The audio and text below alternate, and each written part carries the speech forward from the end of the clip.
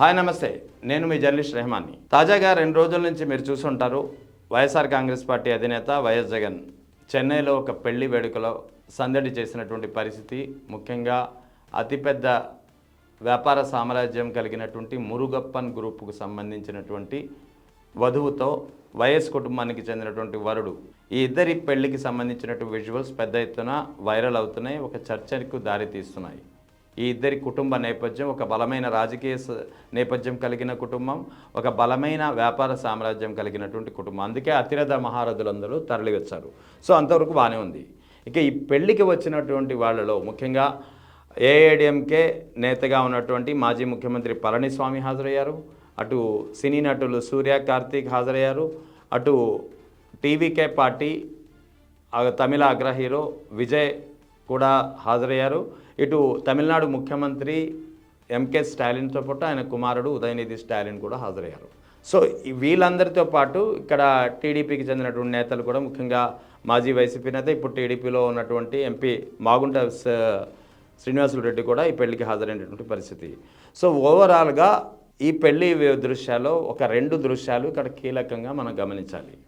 ఆ 2 దృశ్యాలు, ఒకటి తమిళనాడు ముఖ్యమంత్రి ఎంకే స్టాలిన్తో, అటు టీవీకే పార్టీ అధినేత విజయ్తో వైఎస్ జగన్ చాలా క్లోజ్డ్ ఫ్రేమ్లో చాలా ఎక్కువసేపు ఒక విషయంపై చర్చించుకున్నటువంటి పరిస్థితి.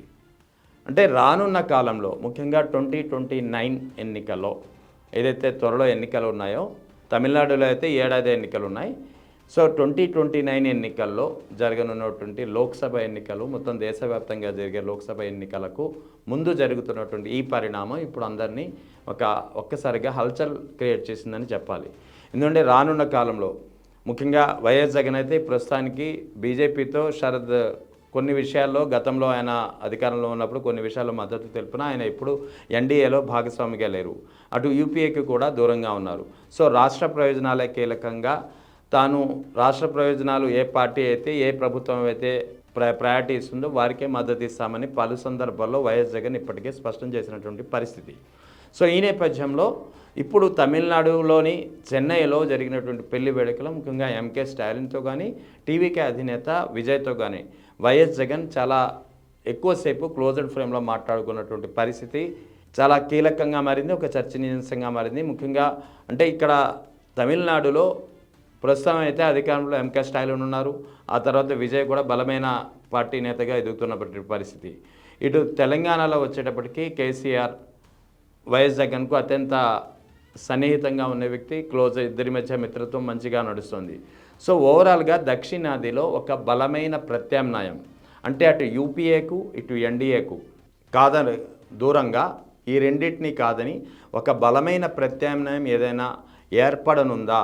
ఇది రానున్న కాలంలో అంటే 2029 ఎలక్షన్ లక్ష్యంగా, 2029 లక్ష్యంగా ఏదైనా బలమైన ఒక ప్రత్యామ్నాయ కూటమి ఏర్పడనుందా అనే ఒక సంకేతాలకు దీన్ని నిదర్శనంగా చెప్పుకోవచ్చు. ఇందులో వైఎస్ జగన్ చాలా క్లోజ్డ్ ఫ్రేమ్లో మాట్లాడుకున్నారు, అదంతా మనం విజువల్స్లో చూసాం. అటు తెలంగాణలో కూడా మంచి ర్యాపర్ ఉంది. తెలంగాణలో ముఖ్యంగా కేసీఆర్ తోటి, కేసీఆర్ ప్రస్తుతానికైతే అక్కడ తెలంగాణలో కాంగ్రెస్ పార్టీ అధికారంలో, రానున్న కాలంలో బీఆర్ఎస్ ఖచ్చితంగా అధికారంలోకి వస్తుందనే ఒక వాదన గట్టిగా వినిపిస్తోంది. అటు పశ్చిమ బెంగాల్ ముఖ్యమంత్రి, తృణమూల్ కాంగ్రెస్ అధినేత్రి మమతా బెనర్జీతో కూడా వైఎస్ జగన్కు ఒక ర్యాపర్ నడుస్తుంది. సో ఈ అన్ని పరిణామాల క్రమంలో అటు మహారాష్ట్రలో కూడా కొన్ని పరిణామాలు వైఎస్ జగన్కు అనుకూలంగా మారుతున్న పరిస్థితి. సో ఓవరాల్గా దక్షిణాది విషయంలో, దక్షిణాది నుంచి ఒక బలమైన ప్రత్యామ్నాయం అటు యూపీఏ ఇటు ఎన్డీఏకు సమాంతరంగా ఒక బలమైన కూటమి ఏదైనా ఏర్పడుతుందా, రానున్న రాజకీయాల్లో ఇది ఒక కీలకమైన శక్తిగా మారనుందా అనే ఒక చర్చ ఇప్పుడు నడుస్తోంది.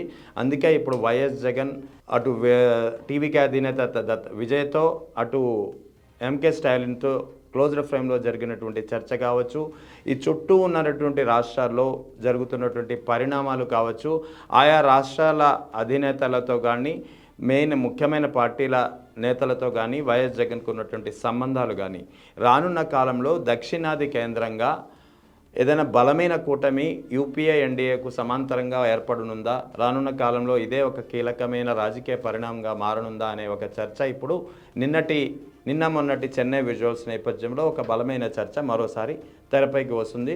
చూడాలి మరి రానున్న కాలంలో ఎలాంటి పరిణామాలు జరగనున్నాయి, ఏ విధంగా దక్షిణాది నుంచి ఒక బలమైన కూటమి ఏర్పడుతుంది, ఈ బలమైన కూటమిలో వైఎస్ఆర్ కాంగ్రెస్ పార్టీ కీలక పాత్ర పోషిస్తుందా, చుట్టూ ఉన్నటువంటి ముఖ్యంగా తమిళనాడుకు సంబంధించిన డిఎంకే పార్టీ కావచ్చు, టీవీకే పార్టీ కావచ్చు, అటు కేరళకు సంబంధించినటువంటి పినరయి విజయన్ పార్టీ కావచ్చు, ఇటు టీఎంసీ కావచ్చు, ఇటు తెలంగాణలో బీఆర్ఎస్ కావచ్చు, ఈ అన్ని రాజకీయ పార్టీలతో ఒక ప్రాంతీయ పార్టీలతో ఏదైతే ఇప్పటివరకు చెప్పుకున్నామని బలమైనటువంటి ప్రాంతీయ పార్టీలు, ఈ బలమైనటువంటి ప్రాంతీయ పార్టీలతో దక్షిణాదిన ఒక బలమైన కూటమి ప్రత్యామ్నాయ కూటమి ఏర్పడుతుందా అనేది ఇప్పుడు మరోసారి చర్చకు దారితీస్తోంది.